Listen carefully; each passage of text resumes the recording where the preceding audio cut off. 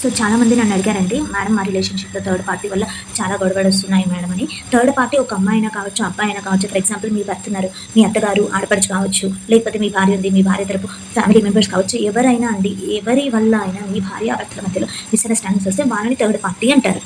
అటువంటి third party కోసం అండి ఈ రెమెడీ. అండ్ ఇంకొకటి నేను ముందే చెప్తున్నాను, ఈ రెమెడీ ధర్మబద్ధమైన బంధానికే పనిచేస్తుంది. అక్రమ సంబంధాలు వాటికైతే పనిచేయదండి. సో అలాంటి వాళ్ళు దయచేసి అలా చేస్తే మీ కర్మని మీరు అనుభవిస్తారు. సో అలా చేయకండి. ధర్మబద్ధంగా ఉండి భార్యాభర్తల మధ్య సఖ్యతను అన్నిటిది మిస్అండర్స్టాండింగ్ని థర్డ్ పార్టీని తీసేయడానికి. సో ఇక్కడ నేను ఏదైతే చూపిస్తున్నానో ఆ సింబల్ని మీరు డ్రా చేసి దాని మీద థర్డ్ పార్టీ నేమ్ రాసిన తర్వాత దాని మీద కొంచెం సాల్ట్ అనేది స్ప్రింకిల్ చేసి అది ఆ పేపర్ని ఫోల్డ్ చేసి ఎవరూ చూడని డార్క్ ప్లేస్లో ఉంచండి. సో మీరు చాలా పాజిటివిటీని ఎప్పుడైతే ఎవ్వరూ చూడకూడదండి. మీరు ఎప్పుడైతే ఇది పెట్టారో అప్పటి నుంచి ఈ యంత్రం అనేది స్టార్ట్ అవుతూ ఉంటుంది. ఓకే, సో మీరు థర్డ్ పార్టీ రిమూవ్ అయ్యాక ఇది పెట్టండి. ఇలాంటి మరిన్ని వీడియోస్ కోసం సబ్స్క్రైబ్ మీ ఛానల్.